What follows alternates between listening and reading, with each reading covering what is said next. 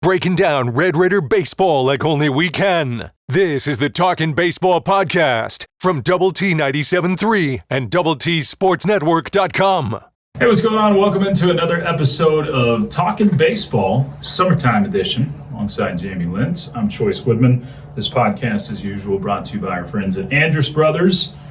Pretty good time to call them up for a lot of people in Lubbock, I'm sure, as if you've gotten hit by hail like we have. But Jamie, where you are? They're taking great care of my house, so I can tell you first-hand knowledge. Perfect. They definitely do nail it every time. Very nice. Yeah, thank you. Wait, that's where that's from? Yeah. Just kidding. So we have baseball to talk about because Texas Tech has a new pitching coach. We'll get into that in a little bit, but still some more portal movement. Still haven't seen a lot of incoming action for Texas Tech. There's some visits going on, those sorts of things.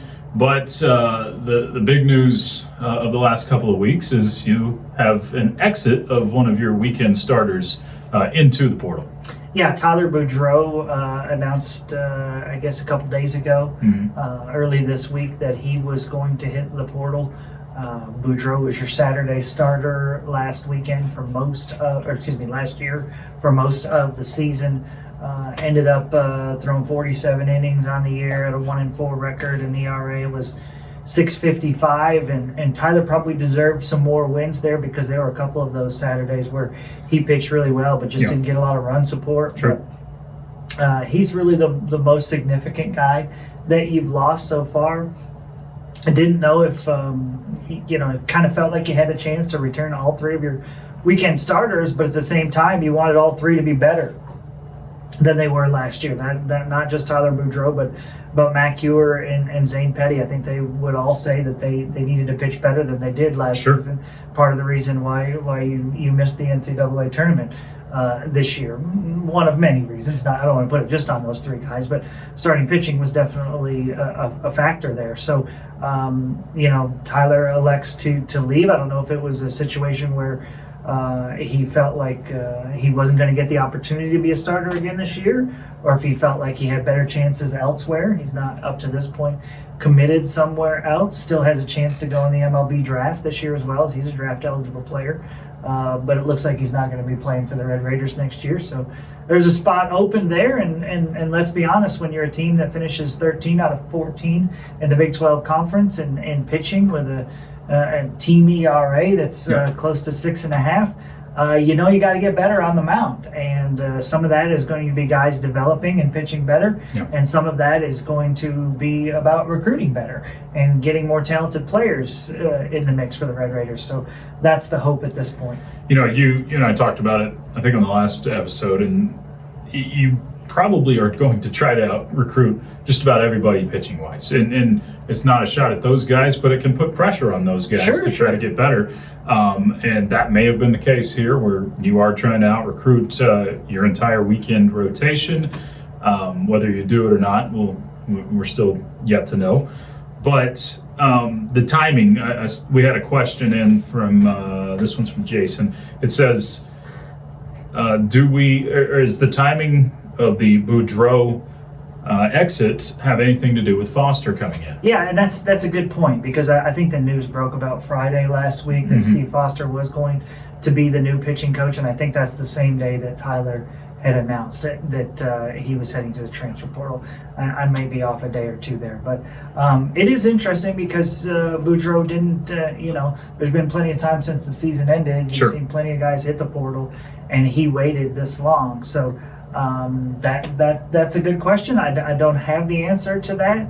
I can't imagine it would be that Tyler Boudreau would have had a bad situation with Coach Foster. I can't imagine they would have crossed paths, or that somebody, that there's a reputation there that Boudreau's like, I don't want to pitch for that guy. I can't imagine that had anything to do with it, but I can't say for certain.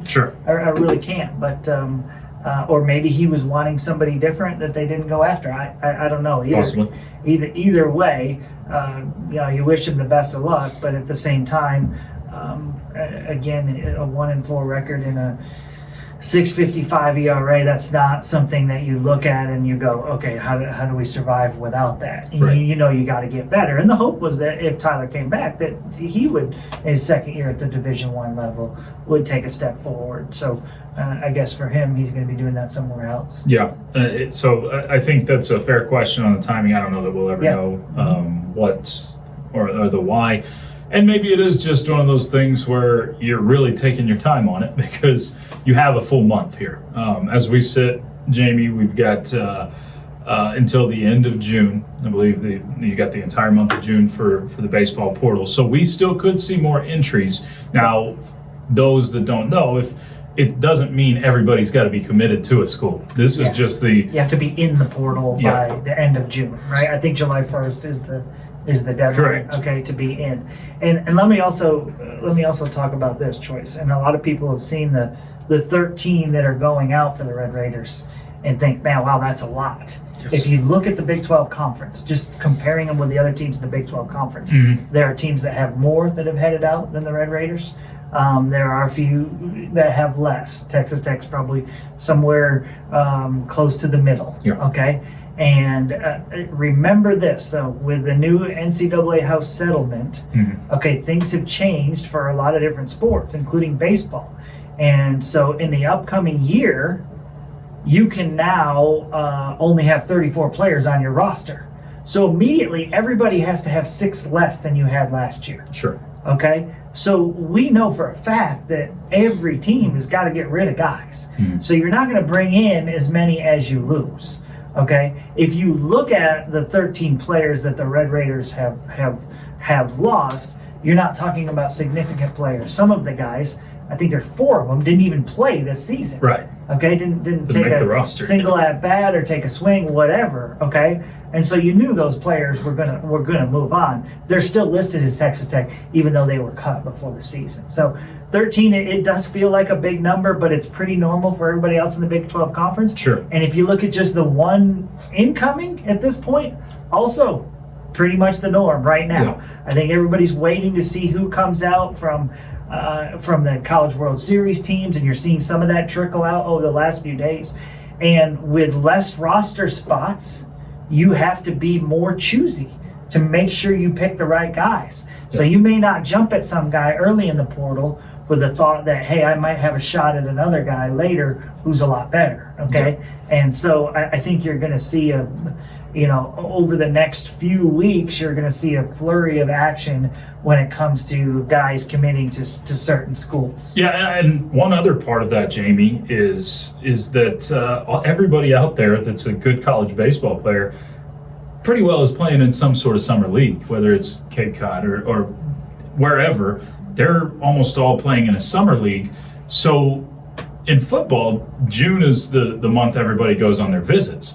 In baseball, it becomes more July because you get past the portal window and you're kind of wrapping up those summer leagues. So I think that's also going to contribute to the flurry of activity we'll see here in a few weeks. And then if you're Texas Tech, well, if I was to ask you, Choice, what position are we going to add the most, or where do we need to see the most? You'd probably say pitcher, right? Yeah. Okay. Well, are you adding a bunch of guys without a pitching coach? You're probably not. Not likely. You're waiting for him to come in and help you with some of those decisions. And so I would think at this point that will be the focus for this coaching staff, is to try to upgrade the pitching staff as best as possible. But I still do think, I mean, there's a lot of talent that's still here on the mound with young guys that you want to see take a step forward, with veteran guys like Petty and Hewer, who we talked about, who you want to see pitch better than they were last year, and you believe they have the talent to do that.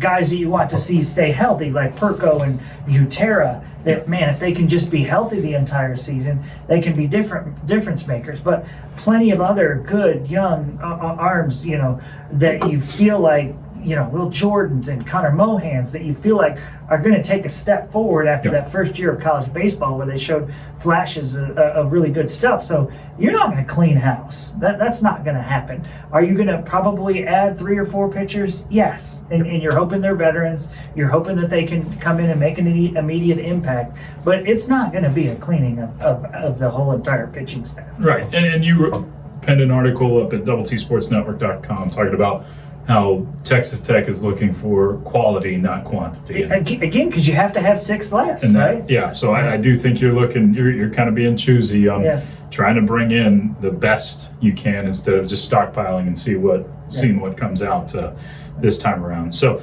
by the way, if you want to keep up with all the transfer portal tracker and all of that sort of thing, and it will get more active as far as incoming players in the coming weeks, you can find that up at doubleTSportsNetwork.com. Jamie keeps it up to date well there.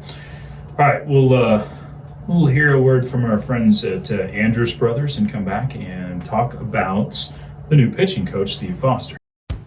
When you want the brand in West Texas roofing, there's only one company to call, Andrus Brothers Roofing. Like our Red Raiders, Andrus Brothers knows that to win, you have to be better than your competition and you have to dominate in all phases. With over 40 years experience, Andrus Brothers has mastered these concepts. So when the high winds and debris damage your roof, there's only one company to call, Andrus Brothers Roofing. Accept no substitutes. Stick with the starters on the ABR winning team. Andrus Brothers Roofing, we nail it every time. Okay, Jamie. So Steve Foster, kind of out of left field, or the bullpen, however you want to call it. It's just a little different because I think everybody was looking towards, okay, this guy from the College World Series or this guy from at different colleges when you're trying to figure out who is going to be Texas Tech's next pitching coach. And then we get the announcement, oh, this guy that's been in the Rockies organization for 11 seasons was pitching coach and director of pitching over a couple of different stints there. This was kind of a surprise. Doesn't mean it's a bad thing by any means, but it just kind of caught people off guard. Yeah, didn't expect necessarily a big league guy. Mm-hmm. I think you're talking about a guy who, almost 2 decades working in pitching staffs in Major League Baseball.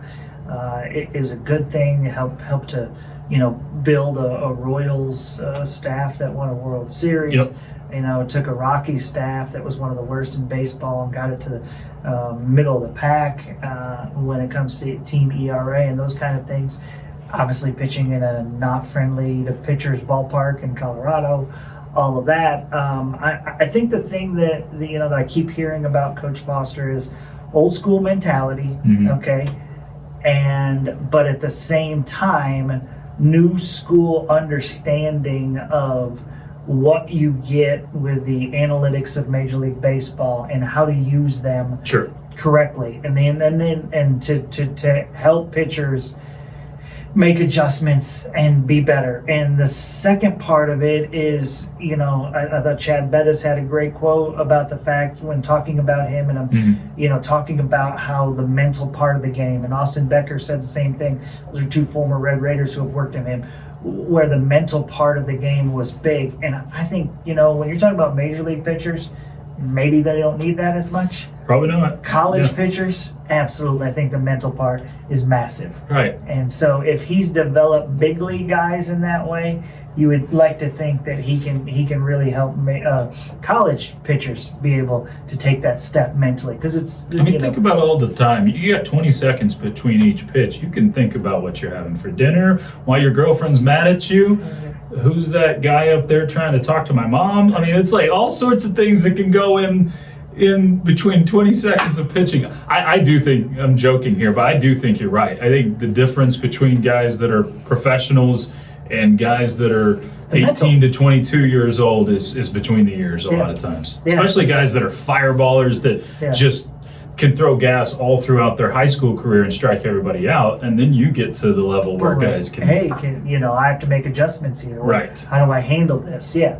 And so if those are things that he's known for really doing well, I think that you could see this be a terrific addition for the Red Raiders. You don't know because he's not coached in college a lot, right? Yep. And so you don't know what it's going to be, but it seems like the perfect fit for what Tim Tadlock's about with his style. Sure. And, the whole, don't focus on the past, worry about the next pitch, all that good stuff. Be where your feet are, all of those things. And hopefully it's a good combination. The biggest question I've seen bandied about on the internet to reaction to this hire is, okay, can he recruit? Because that's the big question when you take a guy from the professional ranks to the college ranks. Well, I mean, doing what he has done, helping to build pitching staffs and all that, there's been a lot of, him interacting and contacting with different college, high school organizations, all the above. So, he's a Texas guy from the Metroplex, lives in Frisco. He's a guy that, has a ton of connections in the state of Texas. And you would really think across the country because of, you would think, him being with a professional organization. So hopefully that helps you in that regard. But again, he's not been asked to recruit before in his life in college sports. So this will be something new for him. Yeah, it is a little different. I did see one comparison that I thought interesting. I don't know.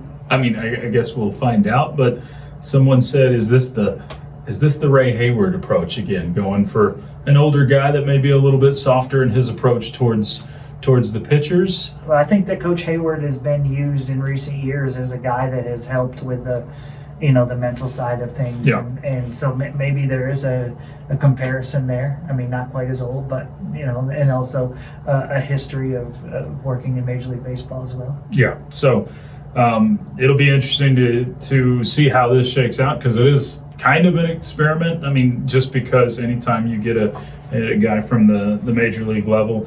But the last thing that someone wants to bring up, are we actually going to pay and try to get players after last season of not keeping up?